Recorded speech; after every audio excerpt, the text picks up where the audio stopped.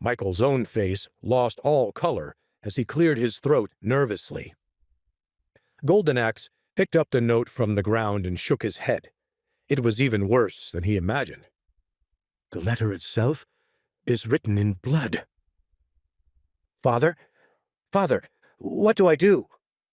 Michael shivered in the cold night air, terrified of the sky above him and of any shadows that could be harboring his doom. His body tensed up like he was ready to run inside at a moment's notice.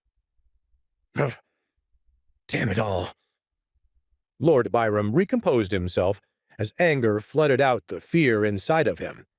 He grabbed the note from Goldenaxe and tore it up into pieces in front of his men. You, guards there, go bury him somewhere quietly, without a marker. Yes, at once, my lord. Lord Byrum fumed as he watched Mordrid's body get carried out of the compound. Mordrid was an assassin for hire, with no family ties, and no known acquaintances outside of the Clay family. What troubled Lord Byrum the most was that Mordrid was known for never talking, even when captured. Mordrid had escaped a number of times in captivity, and not once had information about the hit been leaked before. This time, however, was clearly different. How could his attackers have known he was with us? What horrendous ways did they torture him into giving up House Clay? It must have been awful, considering all the things I'd sworn to do to him if he ever double-crossed me. His killer must be truly terrifying. Lord Byrum turned to the crowd of scared Clay family members lingering in the courtyard.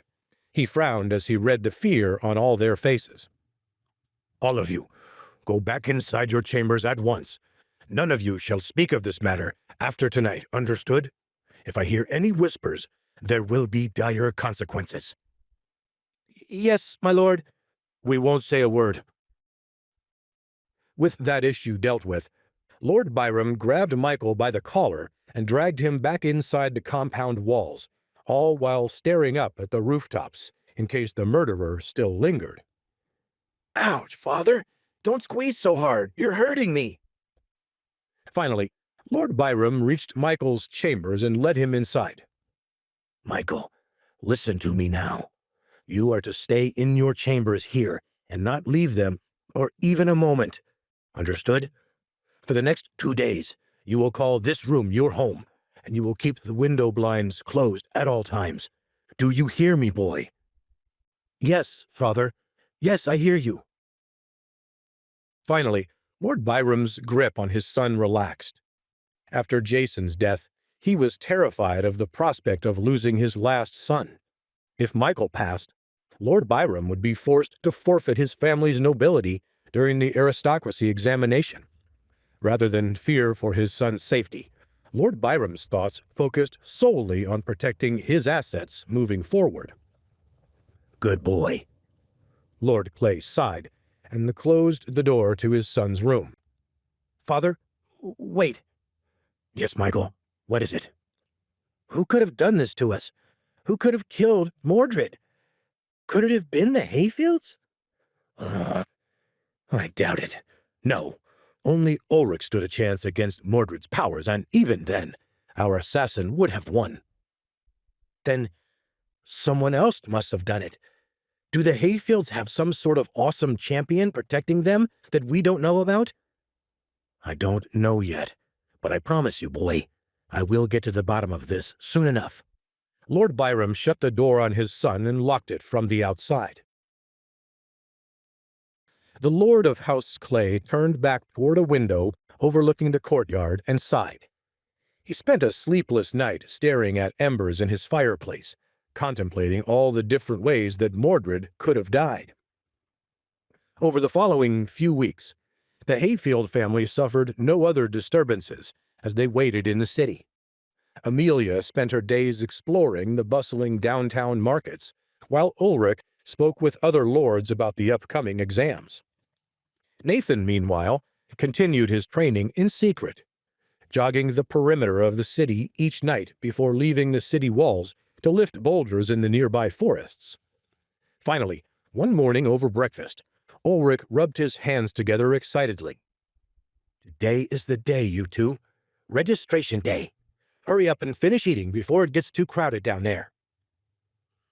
As had always been the rule of this land, noble families had to register themselves as participants defending their titles in the aristocracy exam against all challengers, whether they be stronger commoner families or ambitious noble ones. Anyone could challenge a family for their noble titles. Therefore, if the Hayfield family did not register, they would automatically forfeit their seat and all of their property. Nathan now understood that this was, in part, why House Raven used House Crane against them.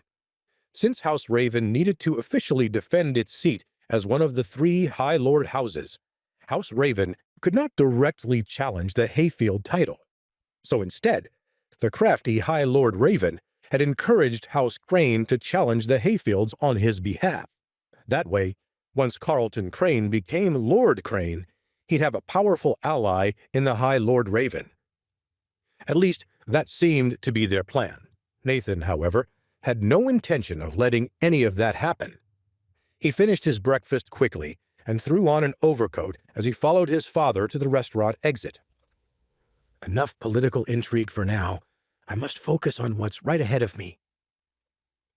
Nathan took a deep breath and relaxed his shoulders. He knew he also had to register to compete in the spiritual fighting examination, which would occur a few days before the aristocracy exam. First things first, let me do well in this student warrior examination. Let me show them all the true power of Asura. After their meal was finished, the 3 Hayfields weaved their way through the city until they reached Godricshall City Center, a municipal meeting hall where the registrations took place. As the Hayfields stood in their place in line, they soon heard a familiar voice call out to them. "Nathan! There you are, my friend! I tried to call upon you to travel with us, but when I arrived at the manor, I'd heard you'd already left." "Think nothing of it, Baylor. It's good to see you again." Nathan smiled as Baylor and Podrick approached them as they left the registration table up ahead. Ulrich immediately launched into telling his old friend Podrick a series of jokes as the 2 boys spoke privately. "Best of luck on your spiritual warrior examination. I'm nervous about mine, but I'm sure you'll do great. I'll bet you could even take on the High Lord Raven himself if you wanted to." "Haha, thanks for your confidence, my friend. As a matter of fact, that gives me an idea." Nathan turned to Ulrich, whose face was already flushed red from laughter. "Father, why don't I register our family in the nobility examination while you and Amelia reminisce with the Grahams here?" "Why not? It's best you learn how that process works sooner rather than later. Just be careful to spell our names correctly on the forms, all right?" "Yes, Father. I will do as you say." With that, Ulrich, Amelia, and the Grahams stepped out of line as Nathan continued on to the front desk. When Nathan reached the front and took out the form for his spiritual fighting examination, he quickly filled it out and signed it. Next, he moved on to his family's nobility examination form. On it, he saw that the Crane family had already challenged his family seat. He'd need only to check a box next to a shield icon beside his family name, and he would be sure to face the Cranes in combat, and most likely succeed in defending the Hayfield title. But Nathan didn't do this. Instead, he looked further up the form to where the High House Raven sigil was. Next to it, he checked the box beside the sword icon. In other words, Nathan risked his family's name to go after the High Lord Raven's seat of power. Since he didn't defend the Hayfield title, Prains would automatically receive his family's land while he faced off against House Raven for their title and properties. The clerk at the counter couldn't believe what he had read when Nathan passed the form over to him. "Young man, what you've written here must be some sort of mistake. Please, change it before someone notices, and I'll be forced to accept it." Nathan only shook his head and smiled confidently. "Thank you for the reminder, but no mistake has been made. It's a gamble, I know, but after I defeat the High Lord Raven, it will pay off handsomely." As long as you defeat the High Lord Raven. Child, are you feeling well? You're speaking nonsense words. The clerk couldn't decide if the young man in front of him was brave or stupid, or both. After all, the three High Lord families had occupied their distinct seats of power directly below the Duke for hundreds of years. The Lightstones, the Hales, and the Ravens were all well-known family names in Godric's land, with thousands of pounds of silver and hundreds of warriors at their beck and call. Yet Nathan didn't seem the least bit nervous about taking on the High Lord Raven's family. "I've never felt better, clerk. Now, please, submit my form as is." "Very well, then, young warrior. It's your funeral, after all." Nathan grinned and casually strolled away from the clerk at the counter. "Just wait and see what happens. I think you'll be surprised." Please subscribe to the Pocket FM YouTube channel and press the bell icon for instant notification. Check out our channel for more such exciting shows.